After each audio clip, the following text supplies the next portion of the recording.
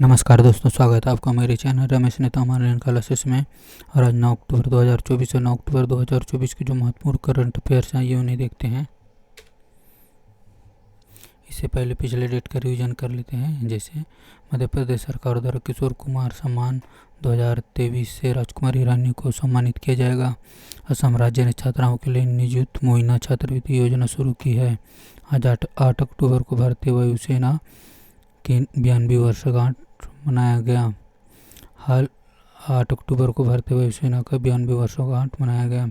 हाल ही में ब्रिटेन के मॉरिशस देश को चौगोस द्वीप की संप्रभुता सौंपी गई। प्रकाश मान सिंह रावत ने नेपाल देश के नए मुख्य न्यायाधीश नियुक्त किए गए। दुनिया की पहली बायोनिक आंख जेनरिस बायोनिक विजन सिस्टम ऑस्ट्रेलिया देश ने विकसित किया है। हाल ही में चाइना टेनिस टूर्नामेंट खिताब कोको गॉफ ने जीता है। 15-16 अक्टूबर को पाकिस्तान में हो रहे CSCO शिखर सम्मेलन में भारत की तरफ से विदेश मंत्री S जयशंकर शामिल होंगे। जैव विविधता के लिए 2024 का मिदोरी पुरस्कार वेरा ओरोनोवा व येसाबेल अगस्टिना ने जीता। English cricket club Hampshire cricket club खरीदने वाली पहली भारतीय कंपनी GMR ग्रुप बनी। हाल ही में बंदरगाह, जहाजरानी और जलमार्ग मंत्री सर्बानंद सोनोवाल ने क्रूज भारत मिशन का शुभारंभ मुंबई से किया।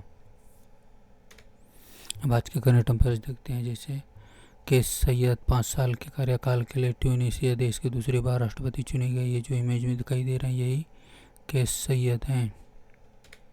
केस सैयद, इसके स्पष्टीकरण ट्यूनीशियाई राष्ट्रपति कैस सैयद को नए 5 साल के कार्यकाल के लिए दूसरी बार फिर से चुना गया है। ट्यूनीशिया के बारे में, ट्यूनीशिया अरब सभ्यता वाला एक अफ्रीकी देश है। यह उत्तरी अफ्रीका के मगरेब क्षेत्र का हिस्सा है। इसे 1956 में फ्रांस से आज़ादी मिली थी। लोकप्रिय विद्रोह, जिसे लोकप्रिय रूप से जैस्मिन क्रांति के नाम से जाना जाता है, ने देश में लोकतंत्र की स्थापना की। जनता राष्ट्रपति को 5 साल के कार्यकाल के लिए चुनती है। सर्वशक्तिमान राष्ट्रपति प्रधानमंत्री और मंत्रिपरिषद की नियुक्ति करता है। बात ट्यूनीशिया की हुई थी। इसकी राजधानी है ट्यूनिस। मुद्रा है ट्यूनीशियाई दिनार। अगला, माइक्रो आरएनए खोज के लिए विक्टर एम्ब्रोस और गैरी रुबिकुन अमेरिकी वैज्ञानिकों को चिकित्सा नोबेल का पुरस्कार दिया गया। यही गैरी रुबिकुन और विक्टर एम्ब्रोस हैं, ये अमेरिका के हैं। इन्हें ही चिकित्सा के लिए नोबेल पुरस्कार के लिए नॉमिनेट हुए हैं। स्पष्टीकरण, विक्टर एम्ब्रोस USA और गैरी रुबिकुन USA क्योंकि दोनों अमेरिका के रहने वाले हैं, को संयुक्त रूप से 2024 की फिजियोलॉजी के लिए नोबेल पुरस्कार से सम्मानित किया गया है। इस साल का अवार्ड 1901 के बाद फिजियोलॉजी चिकित्सा में दिया जाने वाला 115वां नोबेल पुरस्कार है। 229 विजेताओं में से केवल 13 महिलाएं हैं। चिकित्सा क्षेत्र में नोबेल पुरस्कार कौन प्रदान करता है? तो कारोलिंस्का इंस्टीट्यूट स्वीडन प्रदान करता है। पुरस्कार राशि 1.1 करोड़ स्वीडन क्रोनर अर्थात 10 लाख डॉलर पुरस्कार के रूप में दिया जाएगा। अगला, फिजिक्स का नोबेल पुरस्कार 2024 का पुरस्कार जॉन जे हॉपफील्ड और जेफरी ई हिंटन को दिया गया। इन दोनों ने आर्टिफिशियल AI में नए द्वार खोले हैं। उन्हें उन मौलिक खोजों और आविष्कारों के लिए दिया गया है जो कृत्रिम तंत्रिका नेटवर्क के साथ मशीन लर्निंग को सक्षम बनाते हैं। ये हैं जॉन जे हॉपफील्ड और ये हैं जेफरी ई हिंटन। इन दोनों को ही फिजिक्स के नोबेल पुरस्कार के लिए नॉमिनेट किया गया है।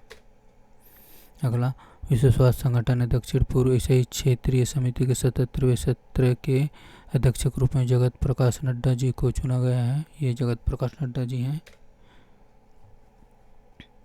और ये स्वास्थ्य मंत्री हैं। जगत प्रकाश नड्डा जी केंद्रीय स्वास्थ्य मंत्री हैं। इसका स्पष्टीकरण, श्री नड्डा को WHO के दक्षिण पूर्व एशिया क्षेत्रीय समिति के 77वें सत्र अध्यक्ष के रूप में चुना गया। JP नड्डा ने कहा कि सरकार के आयुष्मान भारत प्रधानमंत्री जन आरोग्य योजना से 12 करोड़ से अधिक परिवारों को लाभ मिला है। प्रत्येक परिवार को अस्पताल उपचार के लिए $6000 का वार्षिक लाभ प्रदान किया गया है। स्पष्टीकरण, बात WHO की हुई है तो इसका फुल फॉर्म है वर्ल्ड हेल्थ ऑर्गेनाइजेशन। इसकी स्थापना 7 अप्रैल 1948 को होता है। इसलिए प्रत्येक वर्ष 7 अप्रैल को विश्व स्वास्थ्य दिवस मनाया जाता है। इसका मुख्यालय जेनेवा स्विट्जरलैंड में। अध्यक्ष हैं टेड्रोस अदानोम। वर्तमान में इसके 194 सदस्य देश हैं। अगला, नई दिल्ली में 70वें राष्ट्रीय फिल्म पुरस्कार द्रौपदी मुर्मू द्वारा प्रदान किया गया। हमारे द्रौपदी मुर्मू जी हैं, हम सब तो इन्हें जानती हैं। तो इसके स्पष्टीकरण, श्री द्रौपदी मुर्मू ने नई दिल्ली में 70वें राष्ट्रीय फिल्म पुरस्कार प्रदान किए। दादा साहब फाल्के पुरस्कार मिथुन चक्रवर्ती जी को मिला। सर्वश्रेष्ठ अभिनेता ऋषभ शेट्टी को कांतारा मूवी के लिए मिला।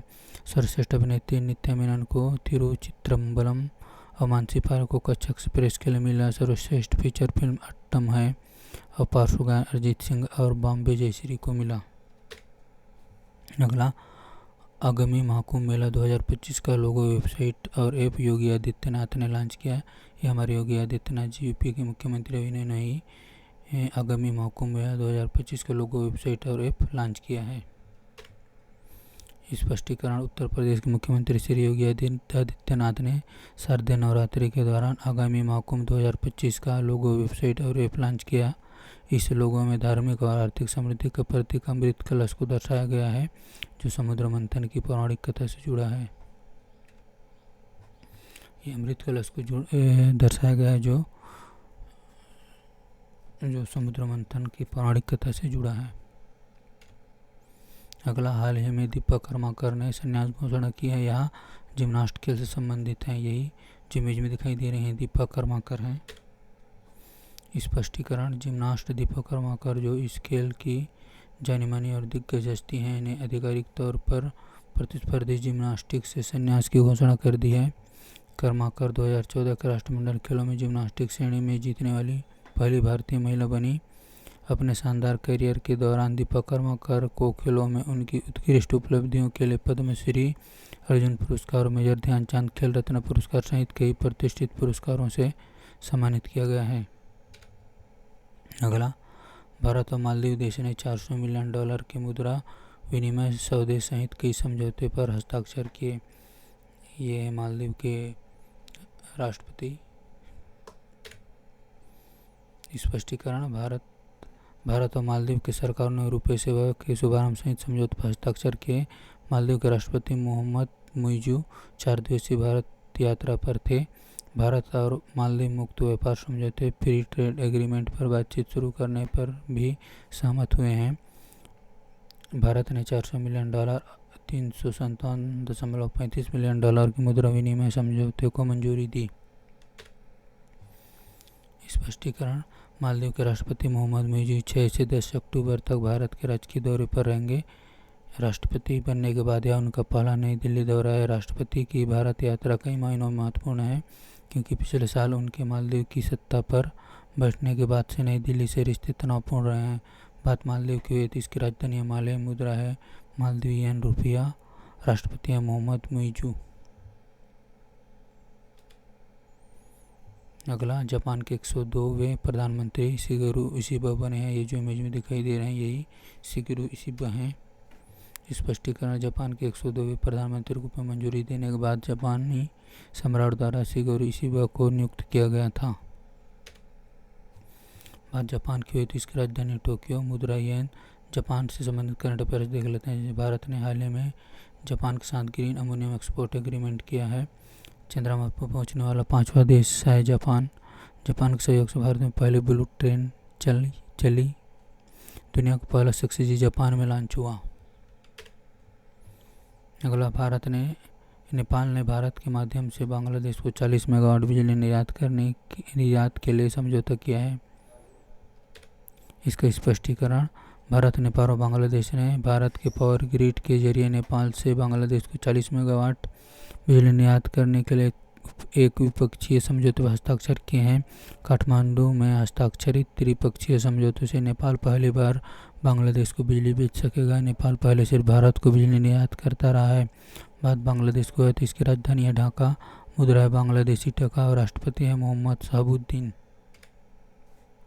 अगला, पीएम जन औषधि योजना के तहत देश भर में 13,822 जन औषधि केंद्र स्थापित किए गए हैं।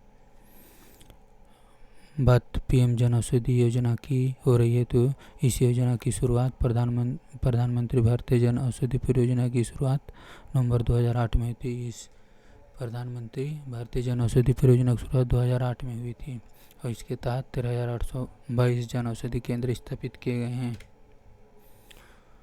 इस प्रकार आज के करंट अफेयर समाप्त होते हैं। इसी प्रकार परीक्षोपयोगी व महत्वपूर्ण करंट अफेयर्स व महत्वपूर्ण परीक्षोपयोगी जानकारी के लिए मेरे चैनल से जुड़े रहिए। धन्यवाद।